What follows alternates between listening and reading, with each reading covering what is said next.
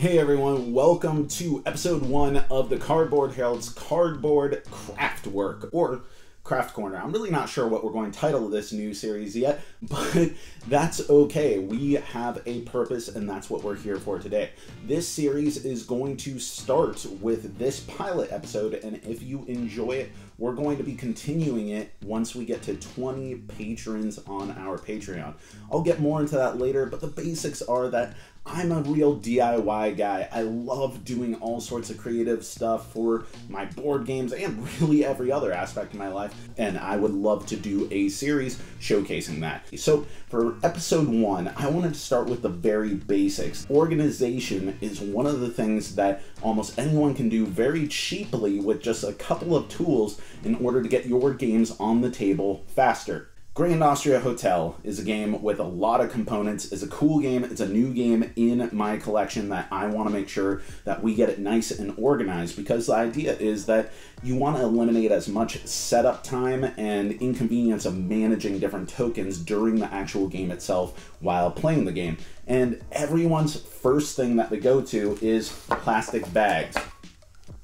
You stay there for later. Plastic bags are something that's cheap. They're available almost at any quilting store, and they are great for storing your components, but I don't really like using them for a lot of things, especially during the game, because I have these monster hands here that can't really fit inside of a bag. So we have very specific uses for these. Typically, these are going to be for things that are stored while the game itself is stored, but during gameplay, we're not having to use these at all. The second thing, which a lot of people will turn to, are sort of tackle box looking things. These are organizers that you can typically find at fishing, sporting goods stores, or here in Juneau, Alaska, I go to the hardware store and find these in sections where you'd keep various screws and bolts organized. They're really cheap. And these ones in particular I like because they have these little sliding compartments that you can customize how you want this to separate your stuff, and I'm very satisfied with these buckles here. Then the last thing, the tour de force, the coup de grace of organization, and probably the next step up for anyone that's already moved on to these things, is Hugo's amazing tape. Well, really any vinyl tape, but that's the one that I go to. The Hugo's amazing tape is going to hold boards and cards and all kinds of stuff. The magic of it is it doesn't stick to anything else, but it sticks to itself. And that can come in very handy, especially for a game that has all sorts of different cards. It's cheap. It's available online for big rolls. You really don't need a lot of it for most games. So we have tape for cards and boards that we want to keep sorted. We have this compartment here for things that we want to have access to during the game, like a bank or a reserve that we're going to be putting out and exchanging. And then finally we have the bags, which are helpful, but we only really want to use these for things that are actually going to be stored in the box during the game, but otherwise just on the table or in players' hands, and that way you don't have to deal with the hassle of these bags. Plus, they're not very attractive, so I hate having just a box full of like 30 bags, and no one likes dealing with that. So let's dive in to Grand Austria Hotel.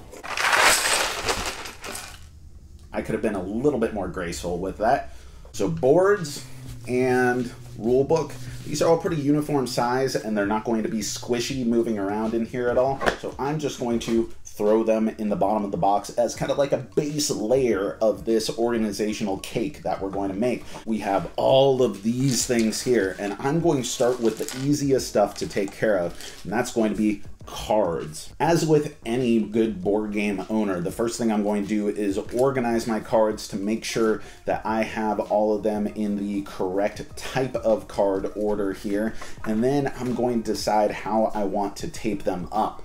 Now, I don't want to get too excessive. Not everything needs its own little special secure organizational tool. I'm going to use one little bit of Hugo's tape to secure all of this, and that way I can easily take it out, retrieve it, unadhere it, and then adhere it again, and it is safe and taken care of. Yes, I could use sleeves, but I don't know. This is basics. Tape.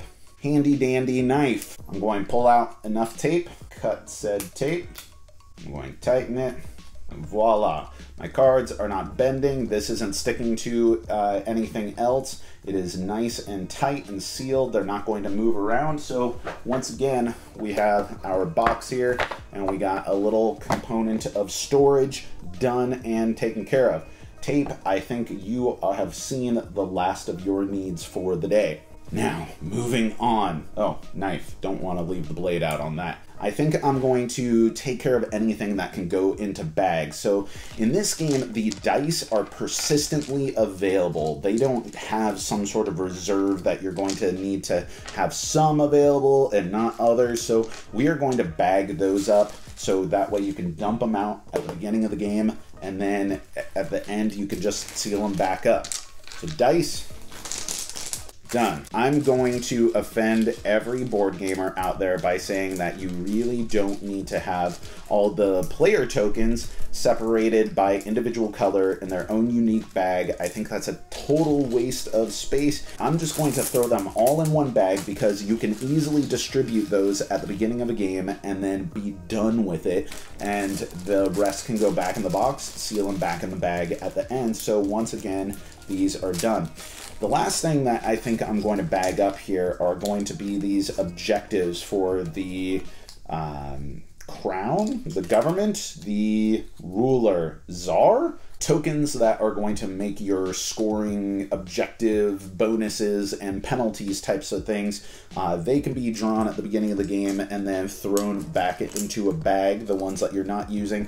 And same thing with the player turn markers. In fact, I think that these, because they are determined at the very beginning of the game, they're this nice, heavy, chunky cardboard, I'm going to make all of these go into one singular bag. I'm guessing here that the rest of these components that I have, these wonderful, wonderful components, are all going to be great for this tub. Have it plopped open on the table, and that way you don't have to create separate little messy piles everywhere. You can pass this around to other players as you want. So let's see if my theory holds true.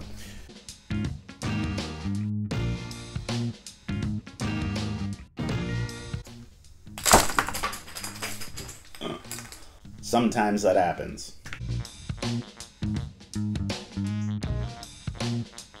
So as you can see, I got all of my rooms here nice and sorted and organized, and now we're going to move on to the extra point little tokens, the black token here, as well as all of our different food cubes. Sometimes things fall on the floor. That's why we have these in the first place.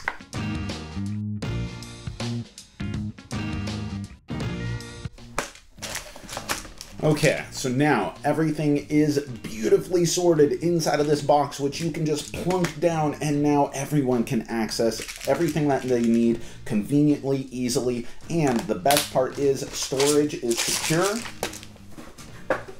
You can just dump it back in this box here, which, as you can see, fits nice and perfectly. Nothing goes above the lip. Everything is safe in here, and voila, we have come up with a storage solution that is perfect for Grand Austria Hotel. So these, again, are just beginner's tips. The world of organizing your board games is deep with a whole lot of expansive and crazy stuff that we could cover. And it goes beyond organization. The number of creative projects that I have my mind set on that we could possibly do for this show is through the roof. We have all kinds of things from 3D printing to hand-sewn dice and component bags to building custom inserts, either ones that are out of foam core that you make yourself or ones that are prefab like this one here, to sock puppets for your favorite games, to making the best damn cup of coffee